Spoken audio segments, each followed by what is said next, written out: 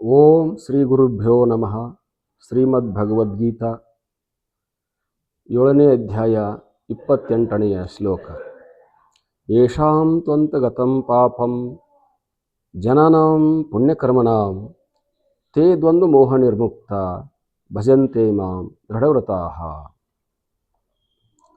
But those sins are past and present, births are ended, and who perform meritorious deeds will be freed from these illusory delights and will engage in May service with a firm mind. ಯಾರು ಹಿಂದಿನ ಮತ್ತು ಈ ಜನ್ಮದ ಪಾಪಗಳ ಮತ್ತು ಕೊನೆಗೊಂಡು ಪುಣ್ಯಕರ್ಮಗಳನ್ನು ಮಾಡುವರೋ ಅವರು ಈ ಭ್ರಾಂತಿ ದ್ವಂದ್ವಗಳಿಂದ ಮುಕ್ತರಾಗಿ ದೃಢ ಮನಸ್ಸಿನಿಂದ ನನ್ನ ಸೇವೆಯಲ್ಲಿ ನಿರತರಾಗುವರು. ಸಾಮಾನ್ಯವಾಗಿ ಅವರ ಜನ್ಮಗಳು, ಅವರ ಕರ್ಮಗಳು, ಅವರ ಪುಣ್ಯಗಳು, ಅವರ ಮಾಡ್ತಕ್ಕಂಥ ಕರ್ತವ್ಯ ಕರ್ಮಗಳೆಲ್ಲವೂ ಕೂಡ ಅವರನ್ನು ಜನ್ಮಾಂತರಕ್ಕೆ ತೆಗೆದುಕೊಂಡು ಹೋಗ್ತಾ ಇರ್ತವೆ. ಅಂಥದ್ರಲ್ಲಿ ಯಾರ್ಯಾರು ಪುಣ್ಯ ಕರ್ಮಗಳನ್ನು ಮಾಡಿದಾರ, ಯಾರ್ಯಾರು ಪಾಪ ಕರ್ಮಗಳನ್ನು ಮಾಡಿದಾರ, ಆ ರೀತಿಯಲ್ಲಿ ಅವರ ಜನ್ಮಗಳು ಅವರಿಗೆ ಸುಖಗಳನ್ನು ದುಃಖಗಳನ್ನು ಕೊಡುತ್ತವೆ. ಇನ್ನು ಇದರಲ್ಲಿ ಯಾರು ವಿಶೇಷವಾಗಿ ಪುಣ್ಯ ಕರ್ಮಗಳನ್ನು ಮಾಡಿ, ವಿಶೇಷವಾಗಿ ಸತ್ಕರ್ಮಗಳನ್ನು ಮಾಡಿ, ಸಾಧು ಸಂತರ ಸೇವೆಗಳನ್ನು ಮಾಡಿ, ಸಾಧು ಸಂತರ ಕರುಣೆಯನ್ನು ಪಡೆದು ಅವರು ಮರಣ ಹೊಂದಿ ನಂತರ ಜನ್ಮವನ್ನು ಪಡೆಯುವರೋ ಅವರು ನಿಜವಾಗಿಯೂ ಕೂಡ ಈ ದ್ವಂದ್ವಮಯಾತ್ಮಕವಾಗಿರ್ತಕ್ಕಂಥ ಮೋಹಗಳಿಂದ ಬಿಡುಗಡೆಯನ್ನು ಹೊಂದುತ್ತಾರೆ. ಯಾವ ದ್ವಂದ್ವ ಅನ್ನುವಂಥದ್ದು ಹಿಂದಿನ ಶ್ಲೋಕದಲ್ಲಿ ಹೇಳಿತ್ತು. ಇಚ್ಛಾದ್ವೇಷ ಸಮುತ್ತೇನ ದ್ವಂದ್ವ ಮೋಹೇನ ಭಾರತ ಅಂತ. ಈ ಇಚ್ಛಾ ಮತ್ತು ದ್ವೇಷ ಅಂತಕ್ಕಂಥ ಈ ದ್ವಂದ್ವಗಳು ಏನಿದೆಯಲ್ಲ, ಈ ದ್ವಂದ್ವಗಳಿಂದ ಅವರು ಮುಕ್ತರಾಗುತ್ತಾರೆ.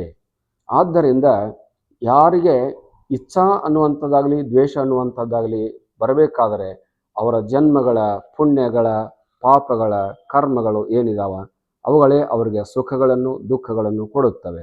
ಆದ್ದರಿಂದ ಇಚ್ಛಾದ್ವೇಷ ಅನ್ನುವಂಥದ್ದು ಮನುಷ್ಯನಿಗೆ ಮೋಹಕಾರಕ, ಮಮಕಾರಕಾರಕ, ಅರಿಷಡ್ವರ್ಗಗಳ ಕಾರಕ ಅನ್ನುವಂಥದ್ದು, ಬೀಜ ಅನ್ನುವಂಥದ್ದು ತಿಳಿದಿರುವಂಥದ್ದು. ಯಾರು ಈ ಅರಿಷಡ್ವರ್ಗಗಳನ್ನು ಮೀರಿ ಮತ್ತು ಯಾರು ಈ ಮೋಹಗಳನ್ನು ಮೀರಿ ದ್ವಂದ್ವಾತ್ಮಕವಾಗಿರ್ತಕ್ಕಂಥ ತಿರಸ್ಕಾರ ಪುರಸ್ಕಾರಗಳನ್ನು ಮೀರಿ ತಮ್ಮ ಕರ್ತವ್ಯ ಕರ್ಮಗಳನ್ನು ಮಾಡಿರುತ್ತಾರೆಯೋ ಅವರಿಗೆ ಏನಾಗುತ್ತದೆ, ಜನ್ಮಾಂತರಗಳು ಬರುವಾಗ ಪುಣ್ಯ ಕರ್ಮಗಳು ಪುಣ್ಯ ಜನ್ಮಗಳು ಬಂದು ಆ ಪುಣ್ಯ ಜನ್ಮದಿಂದ ಅವರು ಸದ್ಗತಿಯನ್ನು ಪಡೆಯುತ್ತಾರೆ, ಸದ್ಗುರುಗಳನ್ನು ಸೇವಿಸುತ್ತಾರೆ, ಸದ್ಗುರುಗಳನ್ನು ಆಶ್ರಯಿಸುತ್ತಾರೆ, ಶ್ರೋತ್ರಿಯ ಬ್ರಹ್ಮನಿಷ್ಠರ ಸೇವೆಯನ್ನು ಮಾಡುತ್ತಾರೆ. ಅವರ ಸೇವೆಯ ಕರುಣೆಯ ಫಲದಿಂದ ಅವರು ಜ್ಞಾನವನ್ನು ಹೊಂದಿ ಮುಕ್ತರಾಗುತ್ತಾರೆ. ಯಾರಿಗೆ ಇಂಥ ಅವಕಾಶ ಸಿಗುತ್ತದೆಯೋ ಅವರ ಜನ್ಮ ಶ್ರೇಷ್ಠ ಮತ್ತು ಜ್ಯೇಷ್ಠ ಅಂತ ತಿಳಿಯಬಹುದು. ಯಾರಿಗೆ ಇಂಥ ಅವಕಾಶಗಳಿದೆಯೋ ಅವರು ಈ ಜನ್ಮದಲ್ಲಿ ಬಹಳ ಪುಣ್ಯವಂತರು ಮತ್ತು ಅವರು ತತ್ವಜ್ಞಾನಿಗಳು, ಆತ್ಮಜ್ಞಾನಿಗಳು ಎಂದು ಹೇಳಬಹುದು. ಅಂಥ ಆತ್ಮಜ್ಞಾನಿಗಳಾಗಿರ್ತಕ್ಕಂಥವರು ನನಗೂ ಅವರಿಗೂ ಯಾವ ಅಂತರ ಇರೋದಿಲ್ಲ. ಅವರು ನನ್ನ ಸಮಾನವಾಗಿ ಈ ಭೂಮಿಯ ಮೇಲೆ ಪೂಜೆಗೊಳ್ಳುತ್ತಾರೆ. ಕಾರಣ ಏನಂತಂದರೆ ಅವರಲ್ಲಿರ್ತಕ್ಕಂಥ ಆತ್ಮಜ್ಞಾನ, ಅವರಲ್ಲಿರ್ತಕ್ಕಂಥ ತತ್ವಜ್ಞಾನ ಅವರಿಗೆ ಈ ರೀತಿಯಾಗಿರ್ತಕ್ಕಂಥ ಉತ್ತಮವಾದಂಥ ಅವಕಾಶಗಳನ್ನು ಕೊಡುತ್ತದೆ. ಹಾಗಾಗಿ ಹೇಳ್ತಾ ಇರೋದು, ಎಲ್ಲರೂ ಪುಣ್ಯ ಕರ್ಮ ಮಾಡುವಂಥ ವಿಚಾರವಂತರಾಗರಿ, ಪುಣ್ಯ ಕರ್ಮಗಳತ್ತ ಮನಸ್ಸು ಮಾಡಿರಿ, ಸತ್ಕರ್ಮಗಳನ್ನು ಮಾಡಿರಿ, ಸಜ್ಜನರ ಸೇವೆಯನ್ನು ಮಾಡಿರಿ, ಸತ್ಪೂಜೆಯನ್ನು, ದೇವ ಪೂಜೆಯನ್ನು, ಗುರು ಪೂಜೆಯನ್ನು, ಹರ ಪೂಜೆಯನ್ನು, ಸಮಾನವಾಗಿರ್ತಕ್ಕಂಥ ಸ್ಥಿತಿ ಮನಸ್ಸಿನವರ ಶಾಂತವಂತ ಪುರುಷರ ಸೇವೆಯನ್ನು ಮಾಡುವ ಮೂಲಕವಾಗಿ ಈ ರೀತಿಯಾಗಿರ್ತಕ್ಕಂಥ ಅವಕಾಶಗಳು ಸಿಗುತ್ತವೆ. ಬಹಳಷ್ಟು ಜನರು ಸದ್ಗುರುಗಳ ಸೇವೆಯನ್ನು ಮಾಡಿ ತಮ್ಮ ಕರ್ಮಗಳನ್ನು ಕಳೆದುಕೊಂಡು ಪಾಪಗಳನ್ನು ಕಳೆದುಕೊಂಡು ಮುಕ್ತರಾಗಿರುವಂಥದ್ದು ಬಹಳ ಉತ್ತಮವಾಗಿರ್ತಕ್ಕಂಥ ಸನ್ಮಾರ್ಗ. ಹಾಗಾಗಿ ಗುರು ಸೇವೆಯನ್ನು ಮಾಡಿದರೆ ಇಹದಲ್ಲಿ ಸುಖ ಅನ್ನುವಂಥದ್ದನ್ನು ಹೇಳಲಾಗಿದೆ.